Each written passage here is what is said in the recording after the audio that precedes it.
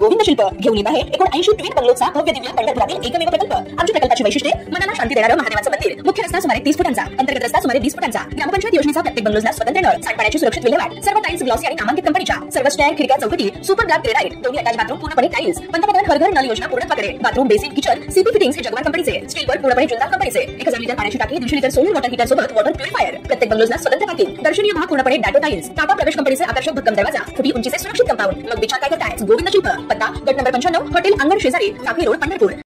पुणे शहरातील बिबवेवाडी परिसरात एका 25 वर्षीय डॉक्टर तरुणीने आत्महत्या केल्याची धक्कादायक घटना उघडकीस आली आहे। ज्या तरुणासोबत लग्नाचं स्वप्न रंगवलं होतं त्याच तरुणानं धोका दिल्याच्या कारणातून पीडित डॉक्टरनं विषारी औषध पिऊन आयुष्याचा शेवट केलाय। या प्रकरणी बिबवेवाडी पोलीस ठाण्यात फिर्याद दाखल केली असून आरोपीला अटक केली आहे।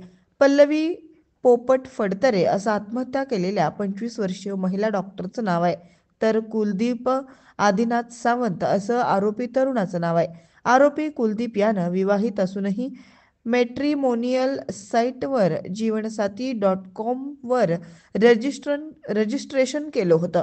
याच वेबसाईटच्या माध्यमातून त्यांनी पीडितेशी संपर्क साधला होता।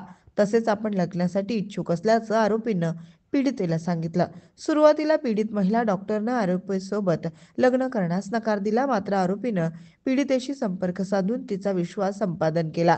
तिला लग्न करण्याचा आमिष दाखवत तिच्याकडून वेळोवेळी 10 लाख रुपये घेतले।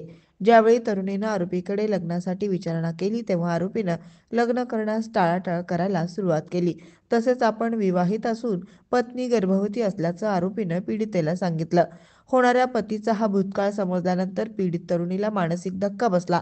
एवढंच नव्हे तर आरोपीनं पीडितेकडून घेतलेले 10 लाख रुपये परत देण्यास देखील टाळाटाळ केली। यातून नैराश्य आल्यानंतर पीडित डॉक्टर तरुणीने 7 जानेवारीला क्लिनिकमध्ये विषारी औषध पिऊन आत्महत्या केली आहे। या प्रकरणी आता पीडित तरुणीच्या वडिलांनी बिबवेवाडी पोलीस ठाण्यात फिर्याद दाखल केली आहे। पोलिसांनी विविध कलमांतर्गत गुन्हा दाखल केला असून या घटनेचा तपास पोलीस करत आहेत। ताज्या घडामोडी पाहण्यासाठी आमच्या YouTube चॅनलवरील PVR म्हणजेच पंढरी वार्ता या न्यूजला सबस्क्राइब करा आणि शेजारील बेल आयकॉनवर क्लिक करा।